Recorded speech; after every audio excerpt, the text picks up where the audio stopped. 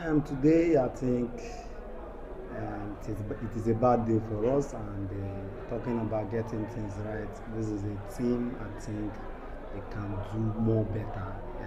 Today, I would call it a bad day for us, and they really lost concentration. But for the game and for the league, I think, like I always tell every other person, I cannot give up till I hear the last whistle. Coach, I think we felt like the removal of Chikamso from that midfield made the midfield collapse, forcing you to now play long balls in search of goals. Do you think that affected the team from achieving this winning? I think we needed to do that overloading based on when we are down already and we need to go up there looking for something. Thank God we got something out of it, but the removal of Chikamso is a tactical change. Coach, the goal you guys considered it came when there was agitation on the touchline. Did that play any role at all to distract you guys in the field? For me, that distracted myself, but I don't think it worried the players. But it's unfair to see that happen in between time. The coach will call off the players and ask them to stay away and ask them to go in at his own time.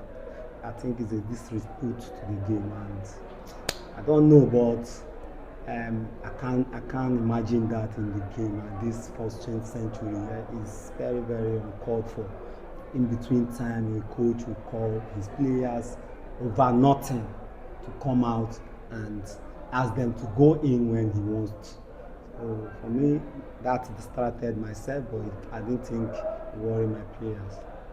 So how do you hope to make things right? I mean, this is the first time you've considered at home in the last 5 matches, because the last time you considered was 2-1 defeat you suffered in the hands of Rangers. That was in January. But since then, your last 4 home games, you didn't even concede. How much more losing? You won those 4 games, but today you conceded 2 and failed to win. I know today is going to come up with something like this, and I warned the players about today. I asked them to keep their heads straight, and I guess they lost it. I cannot do otherwise. I'll do what I'm supposed to do as a coach, and hopefully they will give me the result. But as it didn't come today, I hope we'll make it right next time. Can you also attribute it to your game management? Because after the first substitution was made by the visitors, they got their first goal.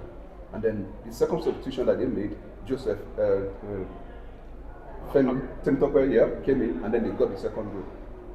For me, it's not a game management. The goals they scored, I would call it fluke. Is a mistake from my backline. They touched the ball poorly more than 3 times. They could have used the strength to kick the ball away. So that's the first goal. And the second goal was a wrong timing from the first person who attacked the ball. So for me, it's a goal. But for me, it's a fluke. My players lack concentration. And lastly, next game is against Rivers United away at the Aduke Amesemaka Stadium. When you played them here, the reverse fixture, they beat you 1-0. Have you learned anything going into this one? I don't believe in away games. I go out there, I play my game. Like the last game, I think we lost by ourselves because I don't believe anything away. We couldn't concentrate just like today, and it harmed us. So we are going to go out there looking for points. All the best, coach. Thank you very much. I think we lost concentration. There was a lot of chaos everywhere. So I think that 1-2 seconds of switching off, and we lost the game. So, coach, you demanded the attention of your players, calling them out to address them. What was the reason behind the first and the second one? Because we had a red card and the player was going out and was assaulted under the tunnel, and we needed the referee's attention, the match attention should be drawn to that. Yes. No, we're talking about you calling out your players to address them. That was why. That was the incident under the tunnel. The players' lives are in my care. So One was assaulted, so I needed to put my players together to put the referees' attention to that incident and the match. Let's talk about Femi Temitope. This is his second game. He came from the bench in the last one against Rivers, scored his first goal, and now came from the bench again to score. In fact, the second goal had the hand of the substitutes playing a role. What was that thing you usually tell him that makes him come and change the game? You mean for Larry? Yeah, for Larry, yeah. Yeah. The goal against Rivers was the second. This is his third.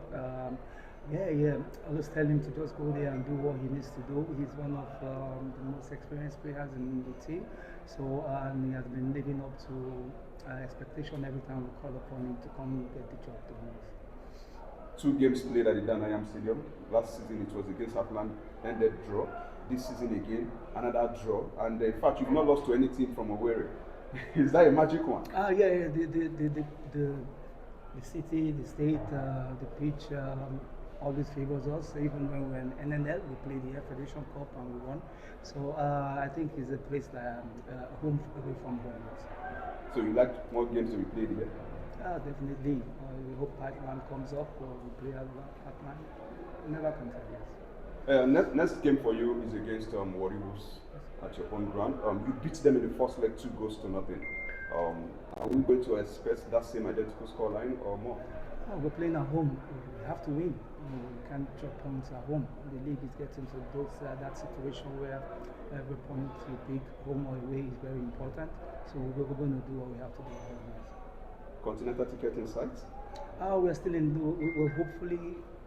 We'll still keep being in the green zone. We are still in the green zone. Hopefully, we'll see what the table looks like after this evening's game, and we'll keep that hope alive. Thank you, Coach. Thank you very much.